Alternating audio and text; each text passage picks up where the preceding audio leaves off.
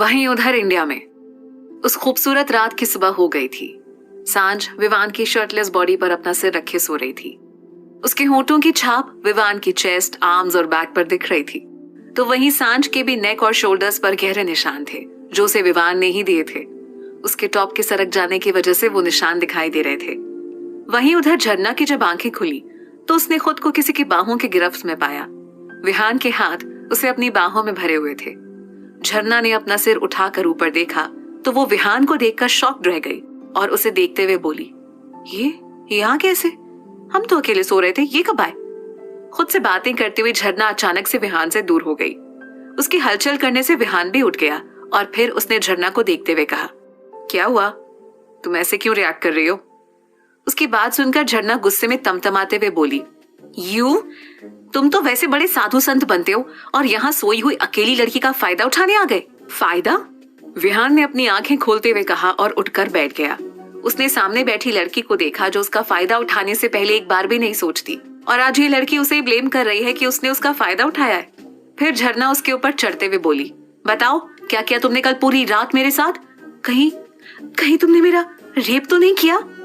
उसकी बात सुनकर विहान सदमे में चला गया। उसने अपनी बाहें सिकोड़ ली और झरना को पलटकर उसके ऊपर आकर बोला, आर यू मैड? कुछ बोलने से पहले थोड़ा सोच तो लिया करो। मैं तुम्हारा रेप करूंगा, बेवकूफ लड़की, तुम ऐसा सोच भी कैसे सकती हो? झरना ने कहा, तो और क्या कहते? हमने जब आंखें खोली तो हमने खुद को आपकी बाहों में पाया, तो हमें तो यही लगा ना। ये कहते हुए झरना ने मासूम सी शक्ल बना ली। ये देखकर विहान ने कहा, सोते हुए मासूम लग रही थी इसीलिए छोड़ दिया, पर अभी वाइल्ड कैट लग रही हो। क्या तुम्हारी बातों को मैं सच कर दूं? अपनी बात खत्म करते हुए विहान ने एक डेविल स्माइल झरना को दी। वहीं झरना ने अपनी आंखें चढ़ाते हुए कहा, हाँ, सोचना भी नहीं, हम तो तुम्हें बस छेड़ते रहते हैं क्योंकि तुम्हें छेड़ना हमें अच्छा लगता है, पर इसका मतलब ये बिल्कुल नहीं है कि तुम हमारे साथ वो सब करो।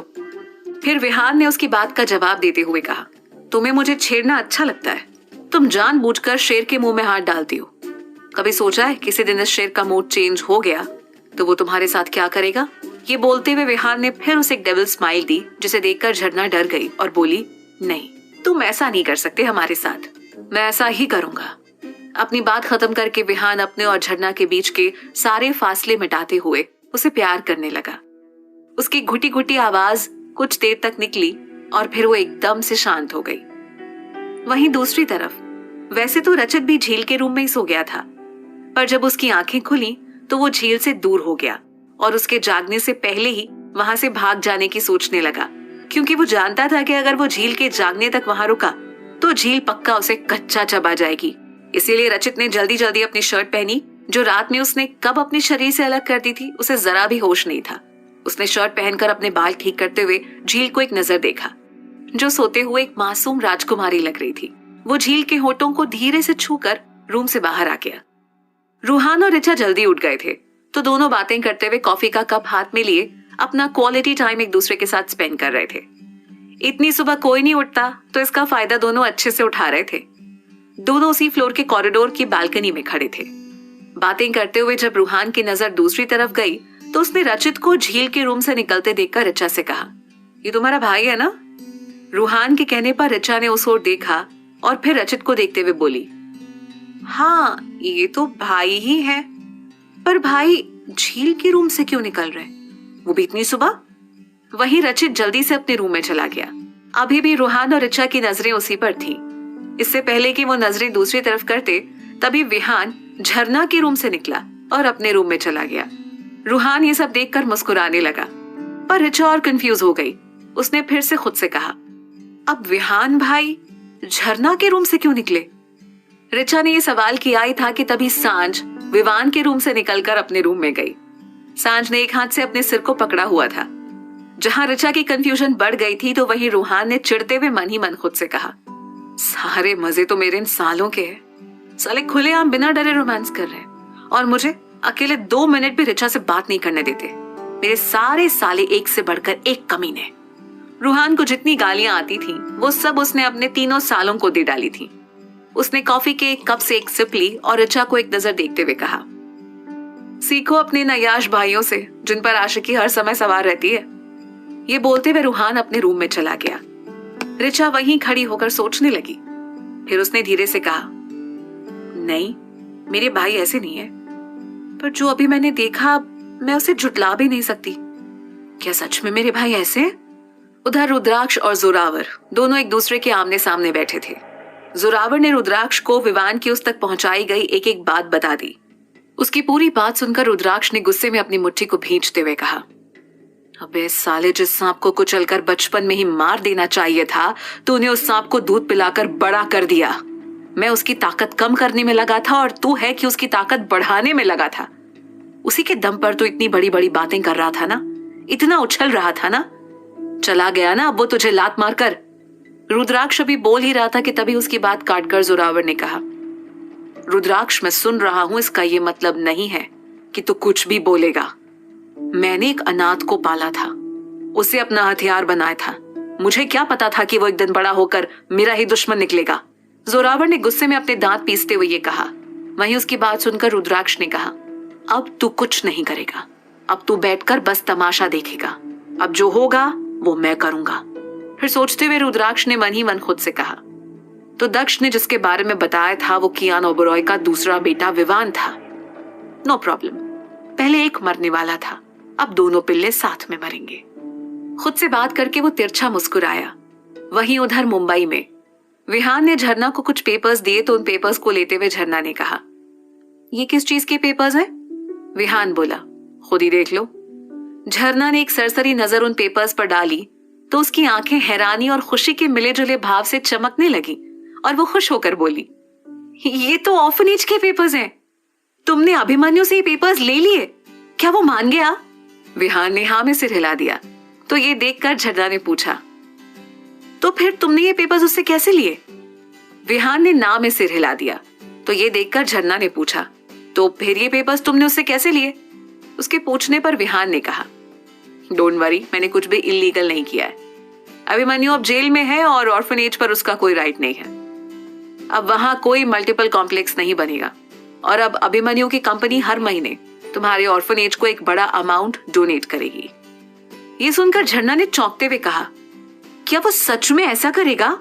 विहान ने कहा, उसे ये करना ही होगा, उसके पास ये करने के अलावा और कोई ऑप्शन भी नहीं है। झरना उससे अब और इम्प्रेस हो गई थी। उसने एक्साइटमेंट में उसे हक कर लिया और मुस्कुराते हुए बोली, थैंक्स हीरो। तभी पीछे से एक आवाज आई, बेटा अपनी एक्साइटमेंट पर थोड़ा कंट्रोल किया करो और ये सब करने से पहले आसपास देख लिया करो, घर में बड़े भी रहते हैं। झरना ये सुनकर जल्दी से विहान से दूर हो गई। दोनों ने देखा तो सामने स्वाति हाथ बांधे खड़ी थी। विहान के चेहरे पर कोई भाव नहीं थे, पर झरना स्वाति से डर रही थी। फिर स्वाति ने अंदर आते हुए कहा, तुम दोनों नीचे आ जाओ, सब वेट कर रहे हैं तुम्हारा खाने के लिए। वो अपनी बात बोलकर जाने लगी, फिर रुककर पीछे पलटकर विहान को देखते हुए बोली, विहान तुम्हें याद है ना, कल तुम्हारी मासी माँ की एनिवर्सरी है? विहान ने कहा, जी मासी। फिर स्वाति ने उसे देखते हुए आगे कहा, सारी चीजें मैं और रिचा देख रहे हैं, बाकी अरेंजमेंट रूहान देख लेगा। तुम इस बात का ध्यान रखना कि इस बार हमारी खुशियों के बीच कोई प्रॉब्लम ना हो। ये सुन झरना ने बीच में कहा, आप ऐसा क्यों बोल रही हैं आंटी? तो स्वाति ने उसकी बात का जवाब देते हुए कहा, क्योंकि हमारे दुश्मनों की आदत है हमारी खुशियों में धमाके करने की। ये बोलते हुए स्वाति के चेहरे पर कोई डर नहीं था, बल्कि वो मुस्कुरा रही थी। और तभी विहान ने उसकी बात पर कहा, डोंट वरी मासी, इस बार ऐसा कुछ नहीं होगा। स्वाति ने मुस्कुराते हुए कहा, मुझे भरोसा है तुम पर, तुम ऐसा कुछ होने भी नहीं दोगे। ये बोलकर स्वाति वहां से चली गई। उसके जाने के बाद विहान ने झरना से कहा, चले, सब वेट कर रहे हैं। झरना ने उसके हाथ में अपना हाथ दिया और फिर वो भी चली गई। वहीं उधर कैलिफोर्निया में बीच साइड रोड पर एक कार खड़ी थी। उसी कार के ऊपर एक लड़की लेटी हुई थी। उसने डेनिम शॉर्ट्स और क्रॉप टॉप पहना हुआ था, जिसमें से उसकी पतली कमर दिख रही थी। उसकी कमर के राइट साइड पर एक छोटा सा बटरफ्लाई का क्यूट सा टैटू बना हुआ था। उस लड़की ने अपने चेहरे को गोल हैट से ढका हुआ था। वहीं एक लड़का जिसकी उम्र करीब 22 साल थी, उसकी हाइट 5 फुट 8 इंच थी। उसने कैजुअल कपड़े पहने हुए थे और आंखों को हल्के नीले रंग के शेड से ढका हुआ था। उसका फेस कट अच्छा था और उसकी पर्सनालिटी काफी ज्यादा अट्रैक्टिव थी। वो कार की बोनेट पर लेटी हुई लड़की के ऊपर आया और फिर उस लड़के ने उसके चेहरे पर से हैट को हटा दिया।